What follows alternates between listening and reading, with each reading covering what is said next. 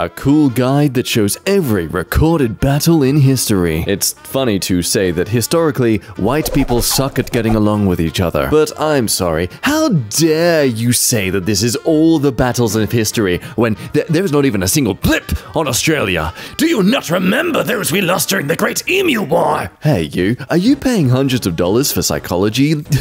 you idiot! You should just look at an image on the internet instead. Look, it has a furry, fluffy animal. You like those things? I cannot control, so I can let go of these things. Okay, Elsa, Jesus. If others follow the rules of social distancing, the actions of others. Yeah, okay, that makes sense. Predicting what will happen, other people's motives, how others react, how long this will last, the amount of toilet paper at the store. Oh, this...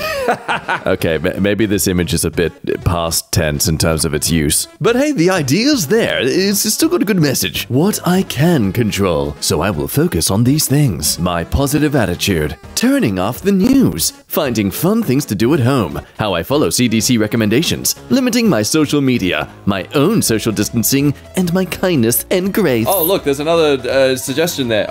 Watching all the EmKay videos. Wow, yeah, you can control doing that, so you should focus on that. A cool guide to what Americans call soft drinks. Never before in my graph reading lifetime have I ever come across such a acid trip of a reference diagram of sorts towards the data that soda, Coke, and pop. Like, damn, that is tripping me out. Though what's most concerning to me here is how there are some areas that have a majority stating it as other. Not soda, not pop, not Coke, not even no data, just something else. These black spots have some other ideology that it seems to have been blacklisted from the subjects. This is some sort of conspiracy, Schmidt. I need to know, what do these people call it when it's other? Free software alternatives. Don't use Cinema 4D or 3ds Max, use Blender. Adobe XD, no, use Figma. Premiere Pro, DaVinci Resolve, After Effects, Neutron, Illustrator, Inkscape, and Photoshop,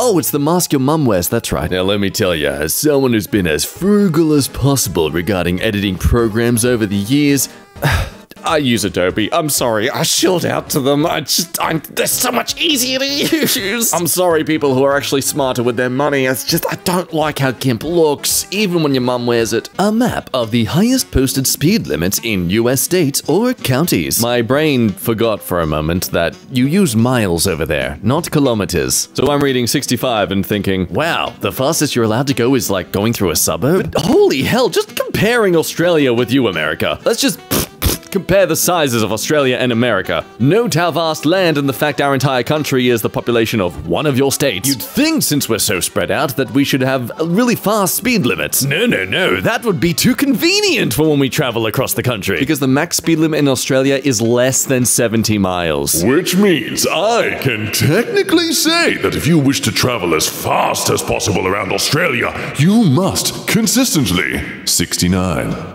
Because that's the conversion from kilometers. I just wanted to point that out to compare to the fact that you have areas that go above that.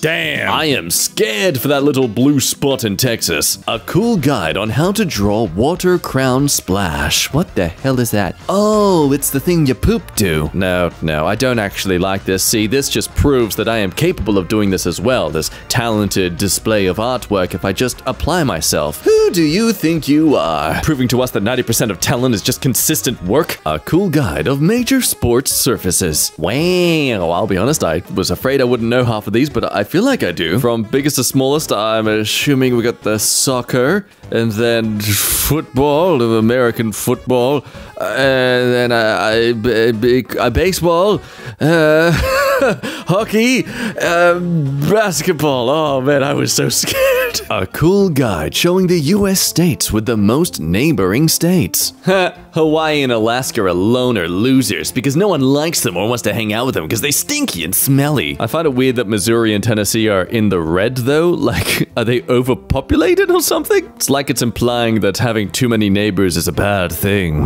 A cool guide on 8 different grades of steel wool. We got, oh, fine. We got, ooh, very fine. We got, ooh, extra fine. And we got, ooh, super fine. And then medium coarse, and toxic 12-year-olds online. And here's how you use them! For the ooh, clean windows and glass without liquid cleaners. For the ooh, that's for removing wax or polish from furniture with soap and water. Clean the bottom of electric irons as well. For the ooh, you can clean a golf club, metal wheels, screens, and metal lawn furniture. Remove minor burns from suede and leather. Wait, remove burns? Okay, I swear I'm not a pyromaniac, but I kind of want to set something on fire just to test this out. Oh, for cleaning porcelain, tile, and grout. Clean shower doors using scouring powder. Hey, you're writing this down, aren't you? Yeah, good. Because, you know, that's what you come here for, to be taught how to clean things. Yeah, you're not just going to forget about this the moment the next meme comes by. Anyway, moving on. Use medium steel wool for cleaning linoleum floors. What the hell are those? Bowling balls and soles of shoes. Ah, yes, my bowling balls that I keep all around the house. Use medium coarse for removing old wax and scuff marks from floors, as well as cleaning glass block. Okay, I know I was joking earlier, but if you're a tenant, damn, yeah, some of these actually might be very important. Grab coarse steel wool for cleaning rough metal or stone surfaces. And finally, use a 12-year-old on Call of Duty if you want to remove the most stubborn paint, rust, dirt, or varnish. Strip paint and coatings from exterior woodwork. Note, avoid using that steel wool if you're prone to being insulted easily. Anyway, sticking to the topic of cleaning things and exposing the fact that you are actually not as good at cleaning as you'd like to think you are, how often to wash your clothes. Socks and stockings, underwear, swimwear, gymwear, white clothes, silk clothes, and formal dresses should be done after everywhere. I'm sorry, lads, but the sniff test, nope.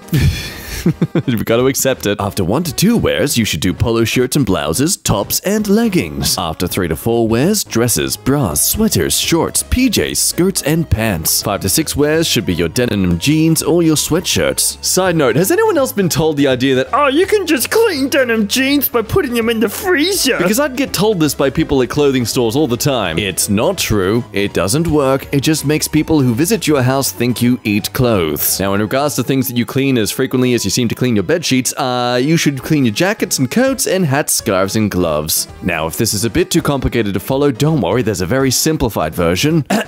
If you sweated in it, wash it. It stinks. A cool guide to fabric care symbols. Okay, I definitely need to learn this one. The amount of times I bought something I really liked only to make it be destroyed by my own lack of knowledge of how to take care of it. So the cup of water means machine wash, the dots define how hot and cold it should be. The lines underneath define the cycle you should put it through. I guess the more lines, the more delicate and gentle you should be with it. Then we got the symbol of do not wash and don't buy this one, you're definitely not going to bother hand washing it, let's be real. Triangle means you must bleach it, and the little triangles all within it mean only non-chlorine bleach. Again, sounds complicated, aka just avoid this type of product. Square with a round hole means tumble dry. Again, use the dots to define how much heat you should utilize. Lines define the intensity of the cycle. And normal square means dry, where I'll be honest, all these little lines, I can't really find a way to follow with them. I guess one's a clothesline, one's like dripping water, one's just like flat on the ground, the other is utilizing some sort of shade. Okay, never mind, I did find a way to define them. Then, of course, there's iron and dry clean, which, yeah, it's pretty self-explanatory for there. A cool guide on wind effects in architecture. A way to utilize natural ventilation through the power of Fluffy green stuff. That's right, by appealing to the Knights of Ni and getting some dense shrubbery or a wall, you can naturally create some cool wind within your household. Look at that, it's like a river you've just like changed the course of. What's that you say? You actually live in an apartment? Well, you could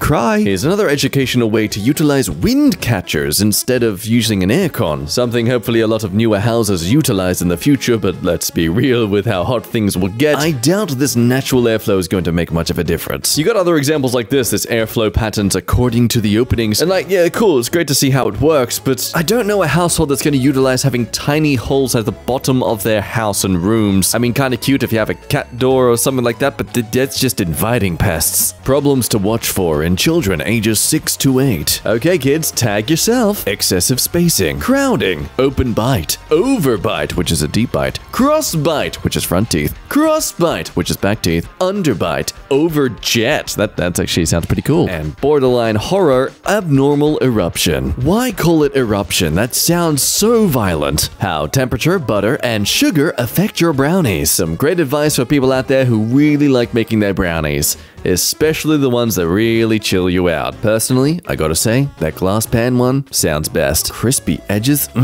Yes please. 20 ways to tie your shoes. Diamond, sawtooth, ladder, summoning Satan, checkerboard, double back, spiral, flip-flopper, side slasher. For high arches, for wide feet, for narrow feet, for flat feet. If you have a wide forefoot, for narrow heel and wide forefoot. If your shoe feels too tight. If your shoes are too tight on top. For heel slippage, army lacing, lock lacing. Part of me is amazed by how many different variations you can do, but also it shouldn't be surprising. Of course there's going to be different variations to do depending on your feet. I'm stuck in a limbo between, oh wow, that's so fascinating, and also, well duh, highest grossing music tours of all time as of 2023. Wow, look at all that money. Honestly, props to Coldplay for getting on the list twice, and the Rolling Stones for only doing like half of what all these other people are doing and still making it on the list. But what is interesting to me is, okay, we got Taylor Swift obviously at the top right now. Her current grosser is 300 million, projection is 1.4 billion, but she's only done 106 shows? This really gives valid reason for people to believe that Taylor Swift could literally just have an entire cult following march and take over the White House. Forget January 6th insurrection. That was nothing. Wait for Taylor Swift. A definition and guide of the generations. This is great. I've always been so curious what was before the baby boomers. And honestly, it sounds really dark and depressing. What are these names? The missionary generation, the lost generation, the greatest generation. Well, they're the ones who also went through all these terrible events, which seemed to shut them all up because they became the silent generation, and then the baby boomers, who seemingly grew up around the most war as well, actually. Gen X, a forgotten generation? You know what? I can kind of see that. No one really makes fun of them. The fellow millennials, the Gen Z, then becomes Gen Alpha, Gen Beta, Gen Gamma, and Gen Delta. Assuming the nomenclature sticks. Also, based on this graph, I have to say that Gen Z, you must be the most sanitized generation, because look at all these outbreaks while you're growing up. It's okay, officer. My client is Gen Z, and therefore innocent. Their hands are clean. How to draw fantasy forests, utilizing some example trees here. First, define the forest shape. Pro tip, be inspired by the puddle of pee your dog left on the living room floor. Then add some tree outlines. Pro tip, be inspired by the bacteria and mold growing due to not taking care of the puddle of pee left in the living room. Step 3, draw tree tops and outliers. Pro tip, be inspired by attempting to boil the liquid pee on the living room floor. Why are you boiling the liquid pee? Stop it. Step 4, color and shade. Kill fragrance concentration guide. Parfum is powerful and concentrated. Lasts 6 to 8 hours, approximate scent duration. De parfum is merely intense, going by less concentration and only lasts 4 to 5 hours. De toilette. This is refreshing and balanced, usually the more common types of perfume outside of Paris. 3 to 4 hours this one lasts. De colonoscopie is refreshing, uplifting, lasts 2 to 3 hours. And lastly, fuck. This is stimulating, bracing, lasts less than 2 hours. Inequality, an unequal access to opportunities. Equality, evenly distributed tools and assistance. Equity, custom tools that identify and address inequality. Basically the thing we could utilize more if people didn't treat equality like a dich measuring contest. And finally, the dream, justice, fixing the system to offer equal access to both tools and opportunities. But obviously it takes a lot of labor and effort to figure out how to properly fix the shaping of the tree, which is why people are more inclined just to throw one of their spare ladders at the person suffering and be like, there you go, you got an equal chance now. Well, it's not my fault you can't reach for the apples, I gave you the ladder. Yeah, don't blame the tree for your own failings. You've got the same tools as everyone else. A cool guide of types of bro. There's a real catch-22 to being a guy who knows these things. On one hand, it's great to have knowledge as to the different bras, as if your partner ever needs a certain one, but also I don't know any guy who would know about these things and it wouldn't come across as a bit creepy. What 200 calories looks like in different foods. Just, wow, that is a lot of celery. I think this is also a great comparison to being someone who just likes to snack versus someone who just is trying to get as much calories as they can. Maybe they're trying to bulk up, so to speak. So a snacker like me, I am definitely going to eat a lot more apples and baby carrots, maybe even some Fruit Loop cereal. Ooh. But if you're someone who's trying to build up some more energy and size, then yeah, just drink down a whole bottle of Bailey's Irish Cream. That's, yep, this is what this is recommending. You should do that.